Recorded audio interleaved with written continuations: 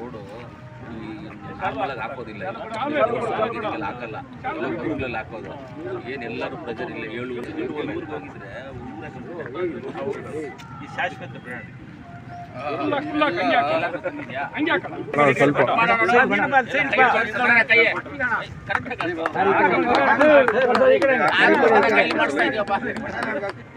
ಮಾಡು.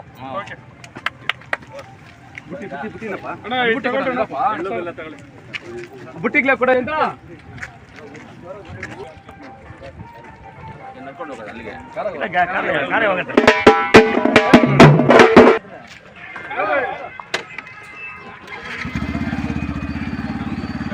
ನಮಸ್ಕಾರ.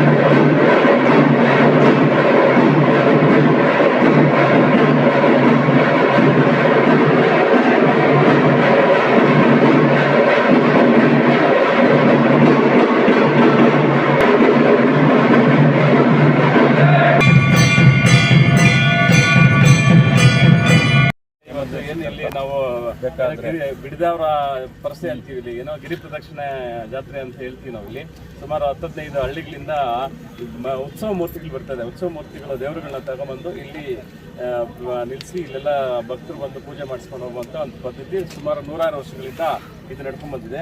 ಈ ಭಾಗ ಬಂದ್ಬಿಟ್ಟು ಸೂಲೂರು ಗ್ರಾಮ ಪಂಚಾಯತಿ ನುಗ್ಲಾಪುರ ನಾಗಲಾಪುರ ತಪ್ಪಲಿನಲ್ಲಿದೆ. ಇದೊಂದಕ್ಕೆ ಇತಿಹಾಸ ಇದೆ. ಮೇಲೆ ಒಂದು ಐತಿಹಾಸಿಕ ದೇವಾಲಯ ಇದೆ, ವೀರಭದ್ರ ಸ್ವಾಮಿ ಅನ್ನೋಂಥ ಐತಿಹಾಸಿಕ ದೇವಾಲಯ ಇದೆ. 106 ವರ್ಷಗಳ ಒಂದು ದೇವಾಲಯ ಇದೆ. ಈ ಎಲ್ಲ ಏನು ಪೂಜೆಗಳನ್ನ ಚೆನ್ನಾಗಿ ನಮ್ಮ ಸುತ್ತಮುತ್ತಲಿನ ಗ್ರಾಮಸ್ಥರು ಚೆನ್ನಾಗಿ ನಡೆಸ್ಕೊಂಬರ್ತಾ ಇದ್ರು.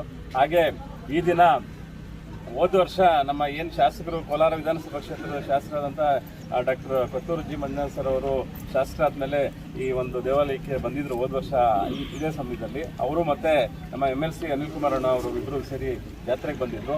ಜಾತ್ರೆಗೆ ಬಂದಿದ್ದ ಸಂದರ್ಭದಲ್ಲಿ ಏನು ರಸ್ತೆ ಎಲ್ಲನೂ ಇದು ಸ್ವಲ್ಪ ಮಣ್ಣು ರಸ್ತೆ ಇತ್ತು. ಸುಮಾರು ಬೆಟ್ಟದ ಮೇಲೆ ಸಿಮೆಂಟ್ ರಸ್ತೆ ಇತ್ತು. ಇನ್ನು ಉಳಿದಿದ್ದೆಲ್ಲನೂ ಇದೊಂದು 3/4 ಕಿಲೋಮೀಟ್ರಷ್ಟು ಮಣ್ಣು ರಸ್ತೆ ಇತ್ತು.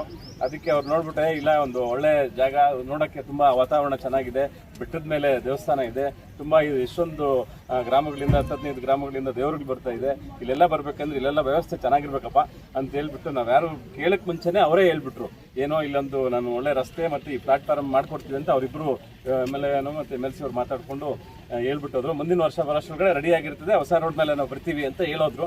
ಅದೇ ಪ್ರಕಾರ ಸುಮಾರು 80 ಲಕ್ಷ ರೂಪಾಯಿಗಳನ್ನ ಮುಖ್ಯಮಂತ್ರಿಗಳ ವಿಶೇಷ ಅನುದಾನದಲ್ಲಿ ಹಾಕ್ಕೊಟ್ಟು ಇದನ್ನು ರಸ್ತೆ ಕಾಮಗಾರಿಗಳನ್ನ ಮತ್ತು ಈ ಪ್ಲಾಟ್ಫಾರ್ಮ್, ಇಲ್ಲಿ ನಿಂತಿರೋದು ಈ ಪ್ಲಾಟ್ಫಾರ್ಮ್ ಇದೆಲ್ಲ ಮಾಡಿಕೊಟ್ಟು ಇವತ್ತು ಅದರ ಉದ್ಘಾಟನೆ ಕೂಡ ಈಗ 9 ಗಂಟೆಗೆ ಅಲ್ಲಿ ಉದ್ಘಾಟನೆ ಟೇಪ್ ಕತ್ತಿಸೋ ಮುಖಾಂತರ ಉದ್ಘಾಟನೆ ಕೂಡ ಮಾಡಿದ್ರು, ಈ ರಸ್ತೆ ಉದ್ಘಾಟನೆ ಮಾಡಿದ್ರು. ಹಾಗೆ ಈಗ ದೇವಾಲಯದಲ್ಲಿ ಅವರು ಮಾತಾಡ್ತಾ ಹಂಗೆ ಹೇಳಿದ್ರು, ಏನು ಇಲ್ಲೊಂದು ಮೂಲಭೂತ ಸೌಕರ್ಯಗಳು ಕೂಡ ಇಲ್ಲಿ ಆಗಬೇಕು. ಹಂಗಾಗಿ ಬರೋರಿಗೆ ಹೋಗೋರಿಗೆ ಒಂದು ಶೌಚಾಲಯ ಆಗ್ಬೋದು, ಒಂದು ಸ್ನಾನದ ಕೊಠಡಿ ಆಗ್ಬೋದು, ಒಂದು ಸಮುದಾಯ ಭವನ ಆಗ್ಬೋದು, ಒಂದು ಕಿಚನ್, ಏನೋ ಪ್ರಸಾದ ಗಿಸಾದ ಮಾಡೋಕ್ಕೆ ಒಂದು ಕಿಚನ್ ಆಗಬೇಕು. ಅದು ಎಷ್ಟಾದರೂ ಆಗಲಿ, ಅದು 50 ಲಕ್ಷ ಆಗ್ತದೋ 75 ಲಕ್ಷ ಆಗ್ತದೋ ನಾನು ಈ ಸತಿ ಗ್ರಾಂಟಲ್ಲಿ ಹಾಕ್ಕೊಡ್ತೀನಿ. ಇಲ್ಲೊಂದು ಸುಸಜ್ಜಿತವಾದಂಥ ಒಂದು ಸಮುದಾಯ ಭವನ ಆಗಬೇಕು, ಅದನ್ನು ಮಾಡಿಕೊಡ್ತೀನಿ ಅಂತೇಳಿ ಇವತ್ತು ನಮಗೆ ಮಾತು ಕೊಟ್ಟರು. ಮುಂದೆ ಒಂದು ಆರ್ಚ್, ವೀರಭದ್ರ ಸ್ವಾಮಿ ದೇವಾಲಯದ ಒಂದು ಆರ್ಚ್, ಫ್ರಂಟಲ್ಲಿ ಒಂದು ಆರ್ಚ್ ಮಾಡಿಕೊಡ್ತೀನಿ ಅಂತ ಎರಡನ್ನೂ ಕೂಡ ಇವತ್ತು MLA ಅವರು ಮಾತು ಕೊಟ್ಟು ಹೋಗಿದ್ದಾರೆ ನಮಗೆ. ಮುಂದಿನ ಒಂದು ಜನವರಿ ಏನಿದು 15 ಸಂಕ್ರಾಂತಿ ಹಬ್ಬಕ್ಕೆ ಅದು ರೆಡಿ ಆಗ್ತದೆ ಅಂತ ನಮ್ಮೆಲ್ಲರ ಆಶಯ ಇದೆ. ಆಗ್ತದೆ, ಅವರು MLA ಅವರು ಹೇಳಿದ್ಮೇಲೆ 100% ಅದನ್ನ ಮಾಡೇ ಕೊಡ್ತಾರೆ.